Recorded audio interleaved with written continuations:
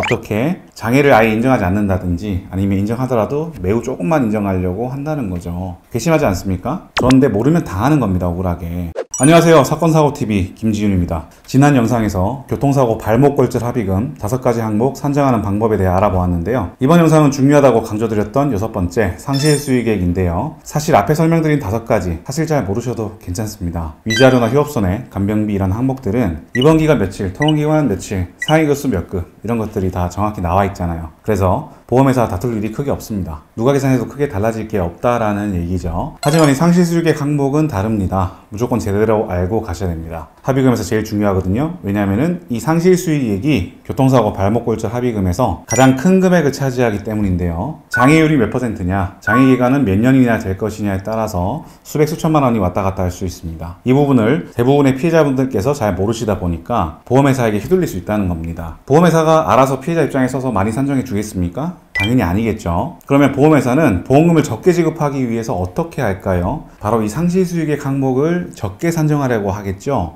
어떻게? 장애를 아예 인정하지 않는다든지 아니면 인정하더라도 매우 조금만 인정하려고 한다는 거죠. 괘씸하지 않습니까? 그런데 모르면 다 하는 겁니다. 억울하게. 그럼 상실수익액이 어떻게 산정되는지 일단 먼저 알아보시죠. 이 항목은요, 크게 3가지를 곱해서 계산합니다. 소득 곱하기 노동능력 상실률 곱하기 노동능력 상실 기간에 해당하는 호프만 계수인데요. 곱하기니까 이 3가지가 각각 높을수록 합의금이 많아지겠죠. 중요합니다. 여기서 소득은 피해자의 현실소득액이니까 크게 바뀔 것은 없겠고요. 곱해지는 노동능력 상실률과 이 노동능력 상실 기간이 클수록 합의금이 많아지는 건데요. 여기서 이 노동능력 상실률이라는 것은 쉽게 말해 소득이 감소되는 정도, 즉 퍼센트를 말하고요. 노동능력 상실 기간은 말 그대로 기간, 몇 년이나 손해볼 거냐를 따지는 거죠. 그리고 호프만 계수는 중간이자를 공제하는 계수인데요. 이건 그 개월수마다 정해져 있어서 모르셔도 괜찮습니다. 계산은 제가 해드리겠습니다. 알기 쉽게 계산해 보겠습니다. 장애 기간을 1년, 3년, 5년 이렇게 3가지를 비교를 해볼게요. 예를 들어서 월소득이 500만 원인 사람이 발목 관절의 14% 노동능력을 1년간 남기게 됐다고 했을 때 상실수익액은 818만 원 정도 되고요. 그리고 3년 인정됐을 때 2340만 원 정도, 그리고 5년일 때 3740만 원 정도 됩니다. 생각보다 금액 차이가 많이 나죠. 그래서 이 장애 기간을 올바르게 잘 평가받는 게 중요하다는 겁니다. 보험회사와 가장 많은 분쟁이 이 상실수익액 항목이에요. 보험회사에서는 여러 가지 근거를 제시하며 적게 주려고 할 텐데 이 의견을 반박하기 위해서는 피해자 본인께서 내 부상 정도와 현재 내 몸 상태에 대해서 제대로 평가를 받아서 전문적으로 대응을 하셔야 합니다. 그런데 대부분 일반인 분들께서는 보험회사와는 달리 이런 사건을 처리한 경험이라든지 의학적인 지식이 부족할 수밖에 없기 때문에 혼자서 대응하시는 경우에는 보험회사를 상대로 이기기가 매우 어렵죠. 제대로 된 합의금을 받기 위해서는 어떻게 해야 될까요? 내 편에서 보험사와 다투어줄 전문가의 도움을 받으시면 되는 겁니다. 전문가를 찾고 싶으시면 제가 도와드릴 수 있으니까 연락을 주세요. 위 전화번호나 카카오톡, 폰메일로 연락주세요. 아래 영상 설명란 보시면은 링크가 있으니까 누르시기만 하면 됩니다. 그리고 카카오톡이나 네이버에서 사건사고.com 검색하셔도 나오니까요. 편하신 방법으로 문의 주세요. 다음 영상에서는 실제 사례 계산을 통해서 합의금이 어떻게 산정되는지 한번 알아보겠습니다. 영상 시청해 주셔서 감사합니다.